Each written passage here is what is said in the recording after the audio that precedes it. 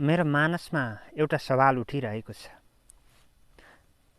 जुन सवाल हो के दुनियाँको कुनै पनि राज्य लोक कल्याणकारी राज्य हुन सक्छ।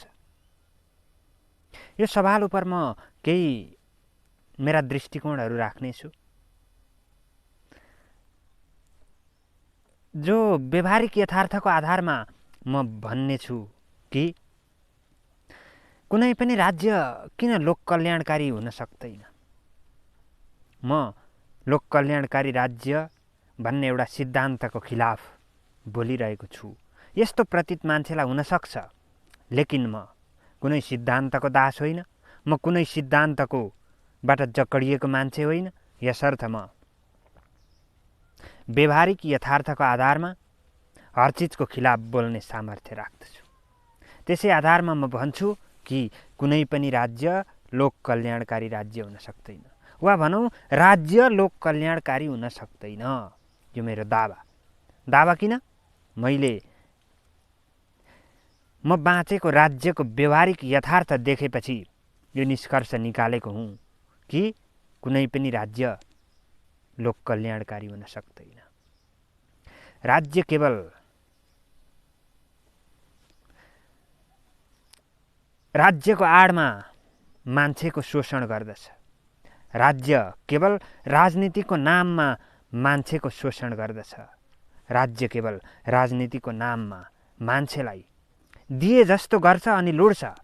एकातिर संविधानमा तिम्रो मौलिक हक कायम गर्छ, अर्कातिर जनप्रशासनको माध्यमबाट तिम्रो मौलिक हक लुट्छ।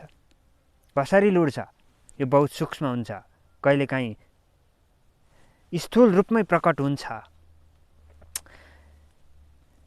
एउटा यो कारण हो कि राज्य कुनै पनि राज्य लोक कल्याणकारी हुन सक्दैन, लेकिन लोकलाई गुलाम बनाउने कुरालाई यदि कल्याणकारी राज्य भन्ने हो भने त्यो सम्भव छ।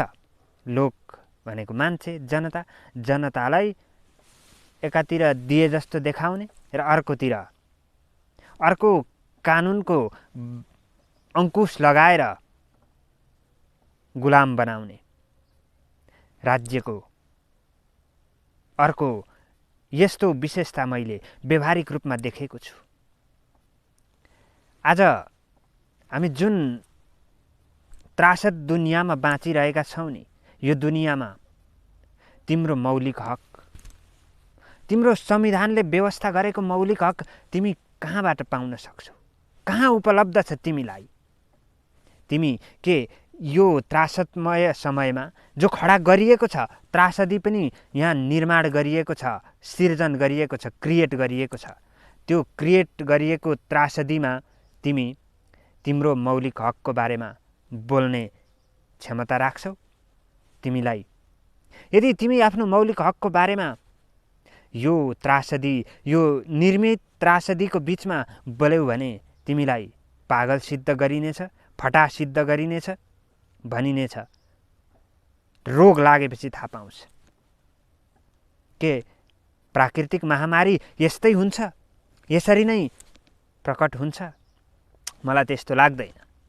यो कहिलेकाहीँ नियन्त्रित हुन्छ, कहिलेकाहीँ अनियन्त्रित हुन्छ। आखिर यसलाई कसले सञ्चालन गरिरहेको छ?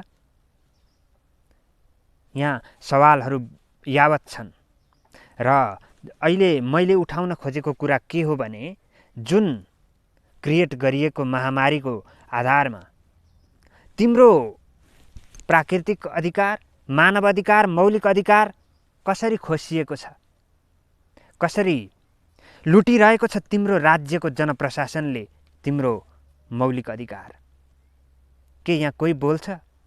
मैले आज गाउँघरमा सुनिरहेको हुन्छु, खोपको विषयमा मान्छेका आफ्ना आफ्नै धारणा छन्। यो खोपको कामै छैन भन्छ कोही, यो खोपको 6 महिनासम्म यसले काम गर्छ, त्यसपछि गर्दैन भन्छ कोही आज ज्वरो रुगा खोकी लागेर सुतिरहेका छन्, तर उनीहरू ती परीक्षणहरूमा गइरहेका छैनन्। किनकि उनीहरूलाई लाग्छ यो जन्जाल हो, यदि हस्पिटल गइयो भने ती जन्जालहरूमा फसिन्छ। तब सकेसम्म शरीरले धानेसम्म मान्छे घरमै आराम गरेर बसेका छन्। त्यो यथार्थ म गाउँघरमा देखिरहेको छु। र हो पनि। यस आधारमा हेर्ने हो भने मानिसहरूले यो क्रिएट गरिएको चिजलाई अस्वीकार गरिरहेको छ, तर मान्छे तार्किक रूपमा भन्न सकिरहेको छैन कि यो झुट हो। यो झुट चिजबाट हामी बच्नुपर्छ। तब म कुरा गर्दै थिएँ, यो राज्य लोक कल्याणकारी राज्य छैन। यो मात्र के कुनै पनि राज्य लोक कल्याणकारी राज्य हुन सक्दैन। किन? किनकि अघि पनि मैले भने, राज्यले एकातिर संविधानमा तिमीलाई मौलिक हकको व्यवस्था गर्छ र भन्छ जनताको लागि हामीले, हाम्रो राज्यले, हाम्रो सरकारले, हाम्रो संविधानले मौलिक हकको व्यवस्था गरेको छ। अर्कातिर भन्छ तिमी हरपल असुरक्षित छौ, तिमी स्वतन्त्र हुन पाउँदैनौ। तिमी हरपल असुरक्षित छौ, तिम्रो शरीर असुरक्षित छ, तिम्रो जीवन असुरक्षित छ, यसर्थ तिमीले स्वास्थ्य मापदण्ड पालना गर्नुपर्छ। आखिर कहिलेसम्म? म आज प्रश्न उठाउँदैछु, केवल म प्रश्न उठाउँदैछु। के हो? यो केवल जन्जाल हो। यो जन्जालमा हामी जकडिन बाध्य भइरहेका छौँ, बाध्य हुन्छौँ। तब हामी जनताको तहमा उभिएका मान्छेहरूले प्रश्न गर्ने हो भने हामीले यस विषयलाई यसै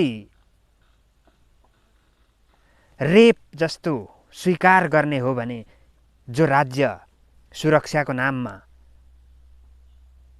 यो विविध नाममा हामीलाई जो रेप गरिरहेको छ नि, यसलाई हामी मौन स्वीकृति दिइरहेका छौँ। तब के यो राज्य लोक कल्याणकारी राज्य हो? यहाँ यो यस्ता मानव जीवनमा आउने त्रासदीहरूको बारेमा यो राज्यले कसरी अध्ययन गरिरहेको छ? के अध्ययन गरिरहेको छ? के यसको सच्चाइ कति, यो झुट कति, हामीले अपनाइराखेका सुरक्षाका चिजबिजहरूले के गरिरहेका छन्, तिनीहरूका सकारात्मक चिज के, नकारात्मक चिज के, ती बारेमा कहाँ अध्ययन भएको छ? यो देशको, यो राज्यको जुन कर्तव्य हो त्यो कर्तव्य पुरा गर्ने गरी मलाई त्यस्तो लाग्दैन। यसर्थ यो आधारमा पनि राज्य लोक कल्याणकारी छैन। यहाँ म देखिरहेछु एउटा मात्र राज्य होइन, दुनियाँका सबै राज्य यसरी नै त्यहाँ भएका जनताहरूलाई शोषण गरिरहेका छन्, त्रासदमय जीवन बाँच्न बाध्य पारिरहेका छन्। आखिर यो के हो? सायद यी राज्य सञ्चालकहरू तिनै त्रासदी फैलाउन चाहनेहरूका गुलाम हुन्। सायद होइन। यो हामीले देख्न सक्दछौँ तिनीहरूका व्यवहारमा। यदि हामी स्वतन्त्र भएर विचार विमर्श गर्ने हो भने कुनै तथाकथित दलाल राजनेताको भक्त नभइकन स्वतन्त्र मान्छे भएर हामीले विचार विश्लेषण विमर्श गर्ने हो भने यिनीहरू दलाल हुन् र दलालहरूले हामीलाई स्वतन्त्रता दिन्छन्, लोक कल्याणकारी राज्य निर्माण गर्छन्, मानव जीवनलाई सुरक्षा प्रदान गर्छन् भन्ने कुरा केवल कल्पना हो, केवल आश्वासन हो, केवल हामीलाई गुलामीमा जकडी राख्न यिनीहरूले विभिन्न तरिकाले यस्ता भाषणहरू गर्नेछन्, यस्ता कृत्यहरू गर्नेछन्, यस्ता कामहरू गर्नेछन्। तब हामीले यिनीहरूबाट यिनका शोषणहरूबाट मुक्ति पाउनु छ भने सर्वप्रथम यिनीहरूले निर्माण गरेका सिद्धान्तका झोलाहरू बिसाउन अनिवार्य आवश्यक छ।